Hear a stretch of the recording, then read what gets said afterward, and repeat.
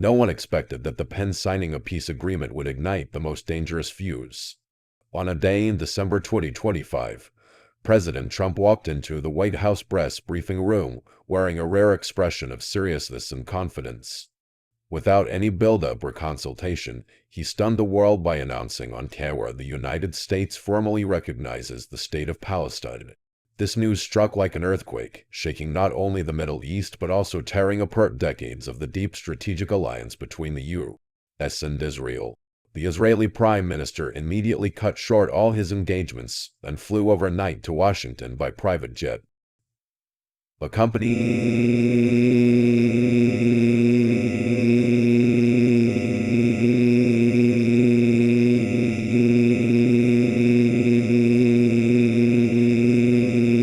Described him as furious beyond control, even burning a commemorative bronze statue Trump had sent him while still on the plane. In a tense meeting behind closed doors at the White House, the atmosphere was charged with hostility. Trump tried to frame the recognition as part of a strategic balance, but Israel's side outright rejected any diplomatic jargon. They lodged strong protests, demanding the U.S. immediately revoke its recognition of Palestine and threatening to reevaluate the comprehensive cooperation with America. Trump refused to back down. He told the media, "America will no longer let any country's ambitions hijack its foreign policy." Soon after, the Israeli delegation stormed out and negotiations collapsed. This moment was regarded as the deepest rift in U.S.-Israel relations in history. Shortly thereafter, global intelligence systems began picking up unusual signals. Military activity surged at a classified Israeli facility, with satellite images from multiple countries detecting unexplained heat signatures in the area. Initial CIA assessments suspected Israel was activating some form of unconventional weapon, a suspicion confirmed within 48 hours. An anonymous hacker video surfaced showing Israel transporting a previously unseen nuclear warhead from a top-secret underground bunker. The warhead was reportedly not domestically produced but acquired from an unknown third country, with some speculating it involved legacy weapons from the former Soviet Union. The video's release sparked worldwide alert. The Pentagon activated the Eagle, a nuclear defense protocol, at 3:17 a.m. On December 28, 2025, White House Air Defense Systems detected a high speed incoming trajectory, preliminarily identified as a tactical missile.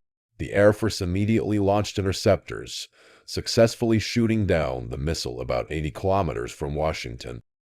Debris fell in an uninhabited area of Virginia, where radiation teams quickly secured the site.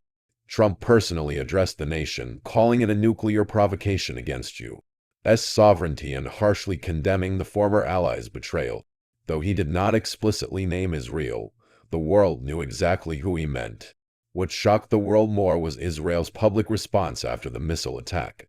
The Israeli Ministry of Defense issued a statement: "This action is a response to the Trump administration's subversion of regional balance," adding, "We do not rule out preemptive responses to any hostile acts in the future." The statement was widely interpreted as nuclear brinkmanship. The UN Security Council convened an emergency session overnight, with only China and Russia strongly condemning the act, while the U.S. found itself diplomatically isolated. Yet domestically, Trump's approval ratings did not falter. Instead, they surged as some conservative media praised his tough stance, dubbing him the man who dares to challenge the world order. Meanwhile, America's Jewish community fractured deeply. Some publicly supported Trump, believing the recognition of Palestine was overdue, just as others condemned him for betraying trust and stoking hostility toward the Jewish community. But the story did not end there. As analysts examined the missile debris, they discovered a strange control code like any standard Israeli military format. The code was a hybrid of Iranian and North Korean long-range communication protocols. A more profound question arose: was the nuclear missile truly launched solely by Israel, or was it merely a puppet but manipulated by others? As the failed nuclear attack sent shockwaves worldwide, Washington scrambled all military and intelligence resources to trace the warhead's origin.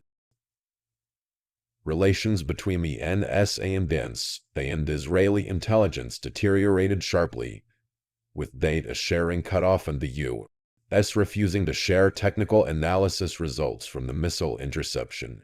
Meanwhile, the Pentagon quietly activated Operation Atom, a Cold War-era contingency involving U.S. space deployment mechanisms in response to attacks from strategic nuclear shadow states. While the world speculated on who truly controlled the missile, a mysterious force quietly intervened. Neither the U.S. nor Israel publicly acknowledged it, but leaked documents revealed that about 30 seconds before the missile entered Washington's air defense range, a space-based laser beam from an unknown orbital unit precisely disrupted the missile's flight. This laser technology did not belong to U.S. or NATO systems and did not match the orbital platforms of China or Russia. It seemed to appear from nowhere and vanished after completing its mission. The New York Times dubbed this force the Third Eye Nation. The CIA referred to it internally as GHOST-CON, meaning Ghost Communication Nation, an unacknowledged but highly advanced independent military entity. In private meetings, Trump was recorded saying, "They are not gods, but they monitor the gods' actions."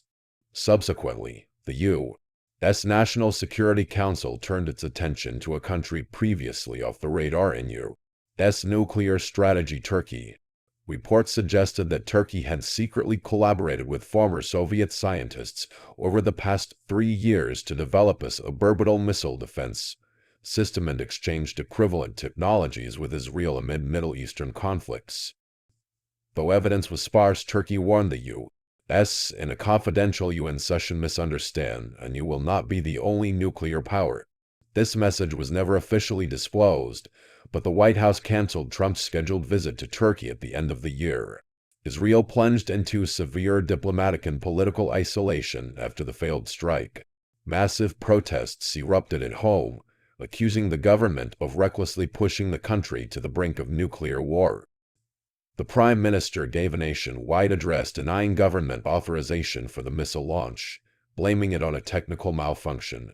However, this claim faced fierce criticism in the Israeli parliament, with several opposition parties calling for a new election. Trump seized the opportunity to consolidate domestic power. In a televised speech, he declared, "If anyone wants to threaten America with nuclear terror, they'll soon see what we've prepared for them." Shortly after, the U.S. Space Force announced the deployment of a strategic high-energy electromagnetic orbital station in low Earth orbit, capable of locking onto any ballistic activity worldwide within 0.2 seconds. Yet the most chilling aspect was not the weaponry itself, but a Simpsons episode resurfacing online from 2015. In it, Trump dreams of signing a bill recognizing Palestine, followed by a nuclear threat that is ultimately intercepted by a mysterious beam of light from above. The source of the light is never explained, only the phrase from a third party above. The Simpsons prophecy was confirmed once again, but this time no one saw it as mere entertainment.